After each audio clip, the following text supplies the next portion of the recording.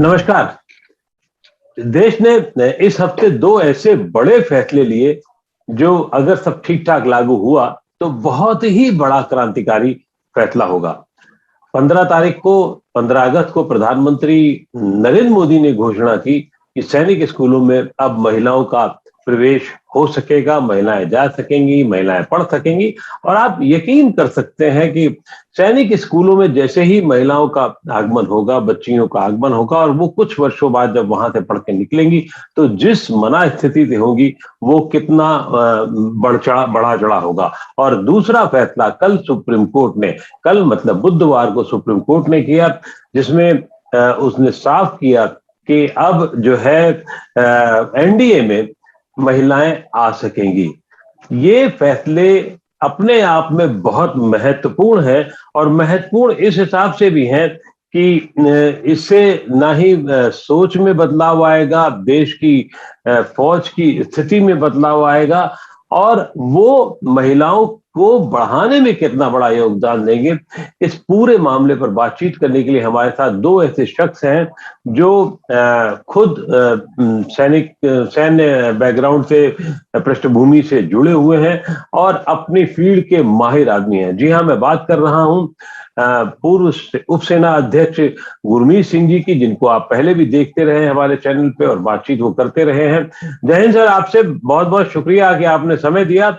और मैं दूसरी तरफ बात कर रहा हूं अनुमा आचार्य की, एयरफोर्स की विंग कमांडर रही हैं और बहुत तेज तर्रार व्यक्तित्व रहा है आपका।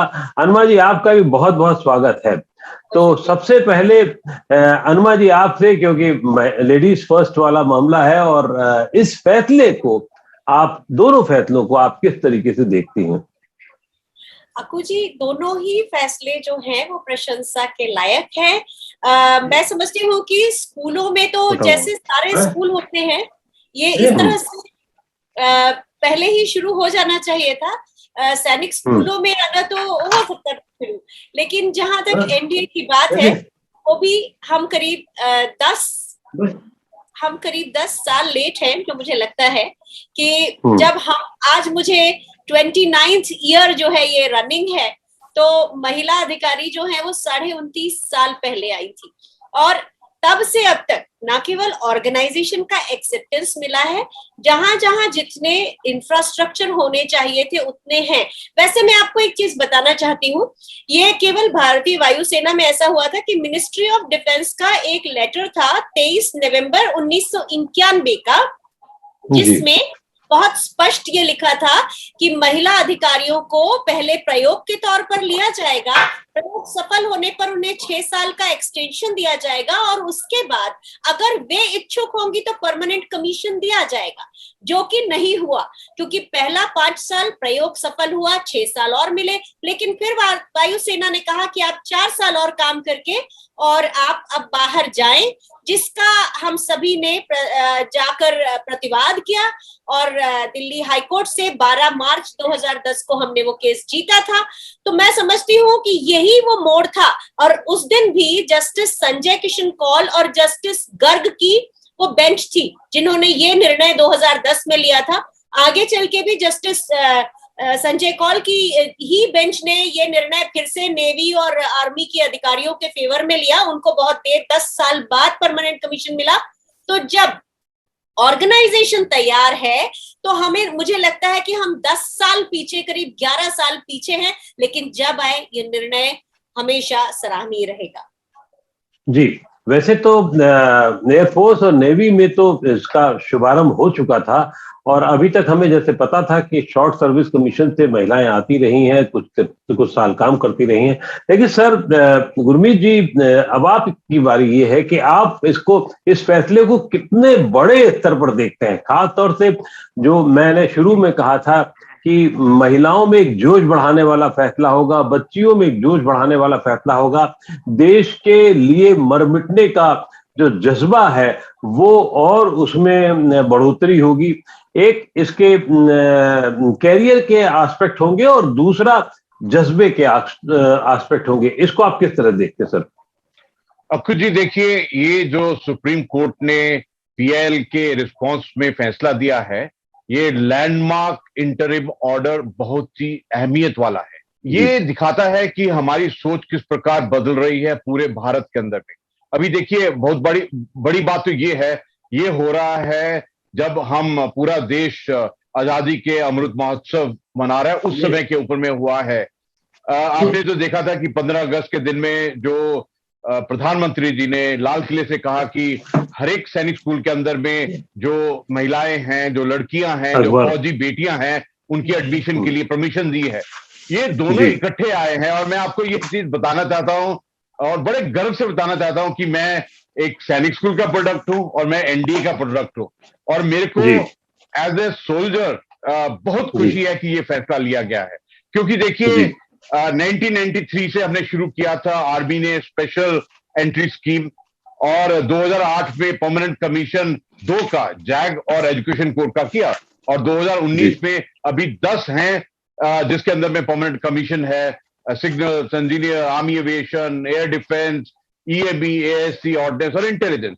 और ये पूरा सोच बदल गया है। अगर आप पूरे वातावरण को देखेंगे तो ऐसा पता लगता है जिस प्रकार से हमारी जो महिला हॉकी टीम है, जो कमाल उन्होंने दिखाया, बेशक उन्होंने मेडल ना जीता हो लेकिन पूरे भारत का दिल जीता है। उसके अलावा 7 मेडल में से 3 मेडल महिलाओं ने जीते हैं। और देखिए जो पीवी सिंधु जी है, उन्होंने किस प्रकार एक सिल्वर और एक ब्रॉन्ज ओलंपिक के लेवल पर जीतकर एक नया इतिहास किया है। मेरे को तो पक्का विश्वास है, देखिए अभी जिस प्रकार माहौल बदल रहा है, ये जो फैसला है ये हर एक भारतीय के लिए, हर एक महिला, हर एक मैं कहूंगा कि एक लड़कियों के लिए, ये जो वुमेन पावर और गर्ल पावर है, ये किस प्रकार से राष्ट्रीय सुरक्षा के साथ में जुड़ेंगी, ये बिल्कुल एक अलग अध्याय शुरू होने वाला है। और जो सैनिक स्कूल से उस उम्र से सोच बदलेगी, जो एनडीए में जाकर जो क्रैडल ऑफ लीडरशिप बोलते हैं, उसमें जो एक लीडरशिप उनके अंदर में आएगी, अलग किस्म की लीडरशिप, ये तो बिल्कुल काबिले तारीफ है इस तिथि के ऊपर। जी अनुमा जी, जो लैंगिक तटस्थता है, जेंडर बायस को मतलब एक उसको लेकर के सवाल उठाए जाते रहे हैं मिलिट्री में, क्या आपको लगता है कि अब वो धीरे धीरे स्थितियां खत्म हो रही हैं, बड़े अफसरों की सोच जो है वो बराबरी की आ रही है, या सरकार की सोच में कमजोरी थी जो अब बाद में ठीक हुई है?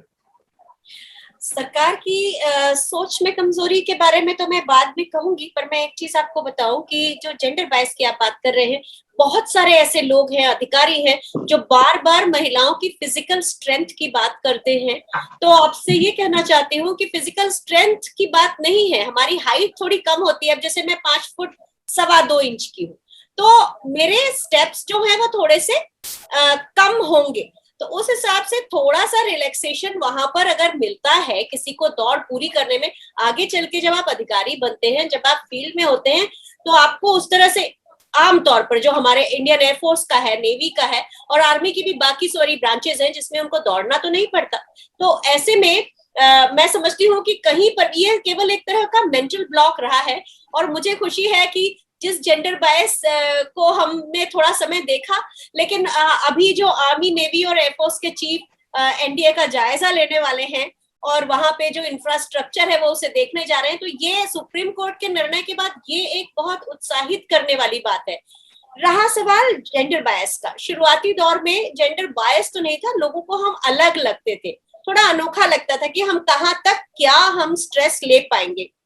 वो एप्रहेंशंस हमने देखे थे, वो 94, 95, 96 के साल में एप्रहेंशंस खत्म होने लगे थे धीरे धीरे, क्योंकि उस समय तक हमको आके 3-4 साल हो चुके थे। और आगे चल के भी महिला अधिकारियों को एक जरूर उनको खामियाजा भुगतना पड़ा शॉर्ट सर्विस कमीशन के रूट से आने पर, कि बहुत समय तक उनका जो असेसमेंट था वो शॉर्ट सर्विस कमीशन अधिकारी की तरह होता रहा।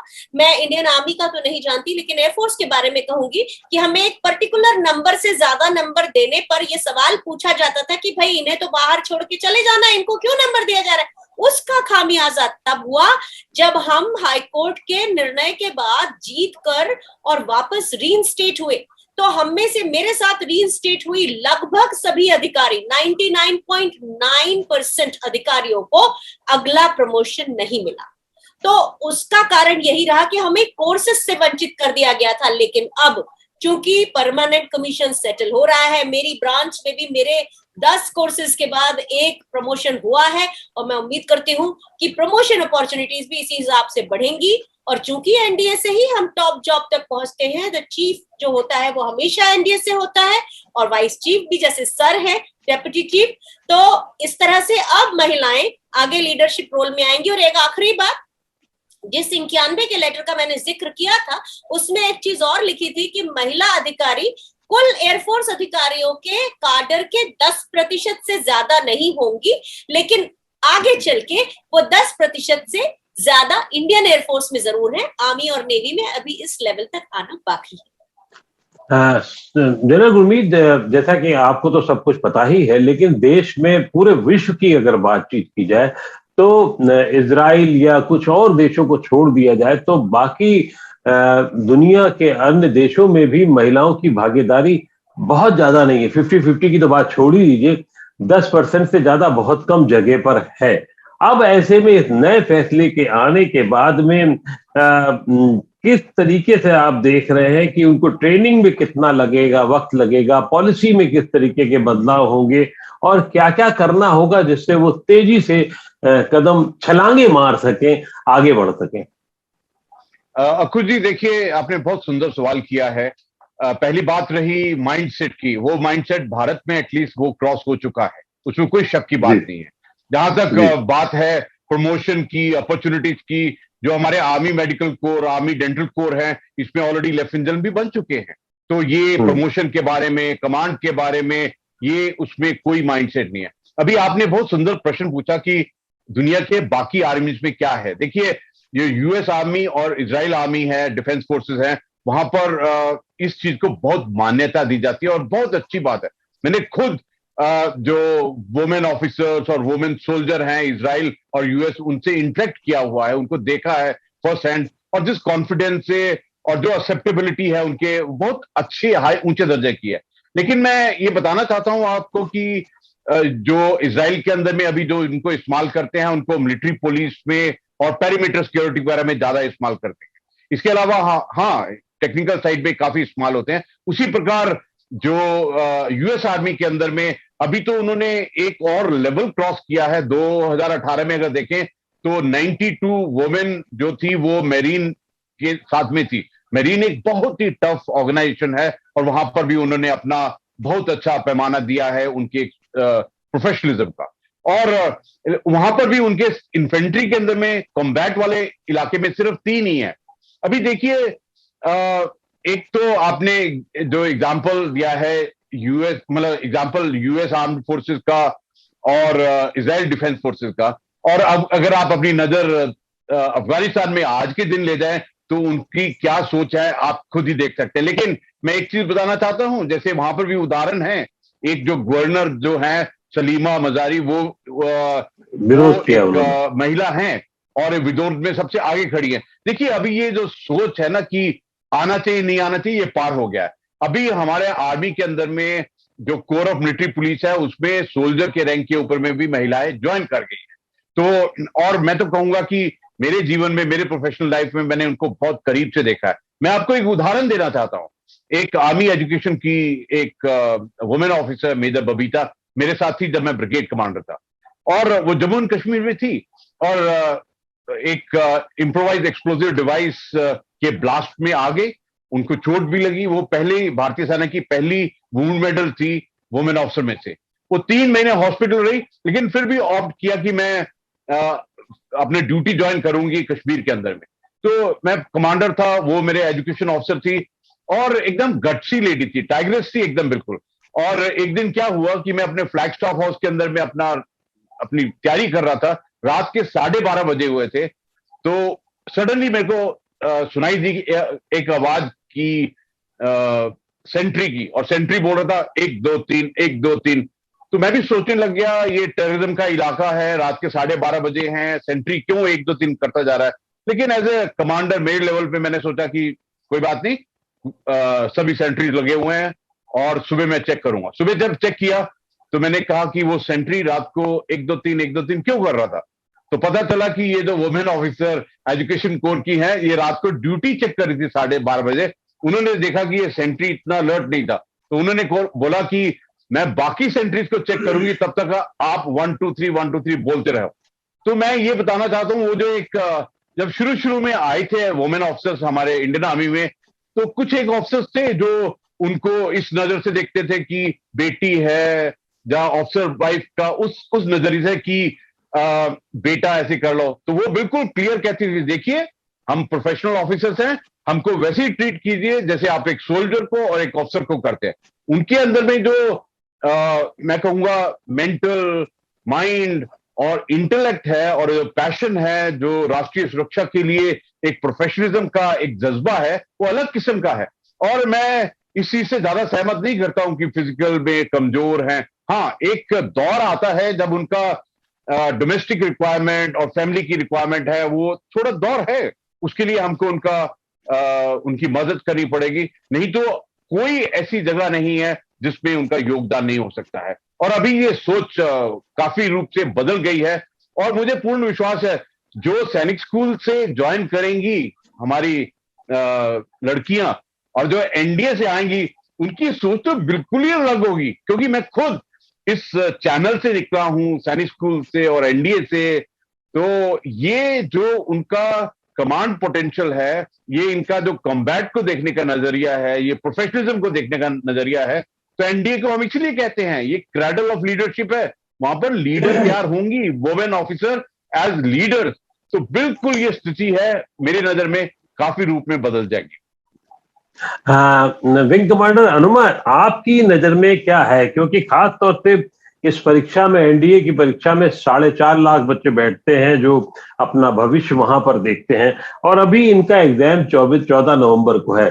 तो अब यूपीएससी जो है इसको रिशेड्यूल करेगा, क्योंकि सुप्रीम कोर्ट ने कहा है तो रिशेड्यूल करेगा। आपको क्या लगता है कि इस पूरे प्रोसेस में, चाहे वो एनडीए का मामला हो या सैनिक स्कूल का मामला, जो भारत के सेना की तस्वीर बदलने में कितना टाइम लगेगा? क्या वो 4-6 साल से ज्यादा लगेगा या और लंबा समय लगेगा? अकुल जी, सवाल बहुत इंटरेस्टिंग है, और चूंकि हमारे पास अभी इसका कोई प्रेसिडेंस नहीं है, तो मैं अभी यही कह सकती हूँ कि हमारे पास ये प्रेसिडेंस है कि महिलाएं, लड़कियां हमेशा हर तरह के कॉम्पिटिटिव एग्जाम्स में पुरुषों से या लड़कों से आगे ही दिखी है। हमें उनका पासिंग परसेंटेज से लेकर उनके मेरिट के परसेंटेज हमेशा ज्यादा होते हैं। तो कहीं ना कहीं सेनाओं को यहाँ मुश्किल आ सकती है कि क्वालिफाइंग जो एग्जाम होगा उसमें ज्यादा संख्या लड़कियों की हो जाएगी, ये मैं अभी से मान के चल रही हूँ।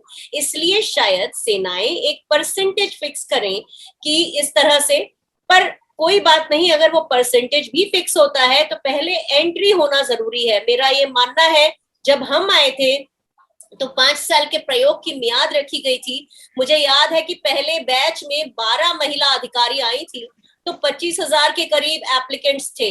सेकेंड बैच तक अवेयरनेस हुई थी, और मैं जिस बैच में आई हूँ उसमें 18 महिला अधिकारी अंदर आ पाए थे, और 75,000 एप्लीकेशंस थे, और फिर एप्लीकेशंस बढ़ती चली गई।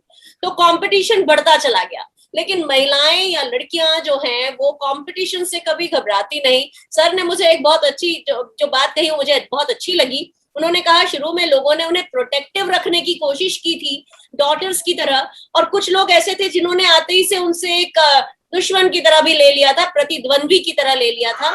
दोनों ही लोगों के सम्मान के साथ मैं ये कहना चाहती हूँ कि महिला अधिकारियों के सामने चुनौती थी प्रयोग को सफल बनाने की, तो उन्होंने उस जज्बे से काम किया।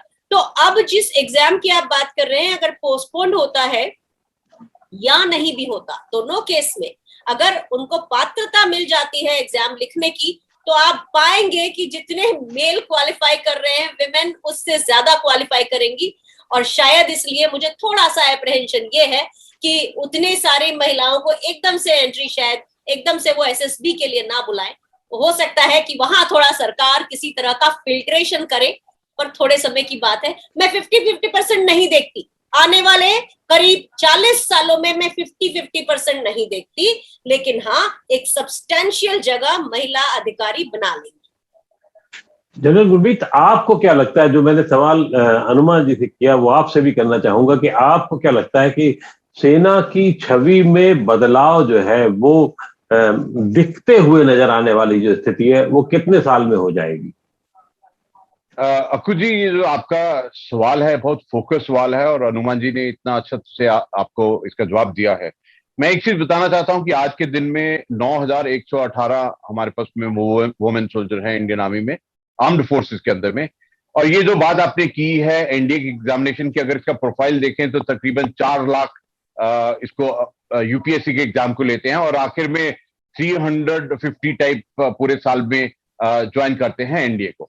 तो अभी जो तीनों सेना के अंग, जो भारतीय सेना के अंग के चीफ हैं, chief of army staff, naval staff और एयर स्टाफ, वो एनडीए जा रहे हैं और इसका जायजा लेंगे, रिव्यू करेंगे कि क्या इंफ्रास्ट्रक्चर की जरूरत है, क्या एडम में बढ़ोतरी होनी चाहिए, किस प्रकार ट्रेनिंग करनी चाहिए, ये सब के ऊपर में बिल्कुल डिटेल में करेंगे। बट एक बात पक्की है, ये जो एग्जाम 5 सितंबर को होना है, इसके अंदर में और ये नहीं है कि एक सिलेक्टेड नंबर पहले सोचेंगे, क्योंकि ये शुरुआती की बात है।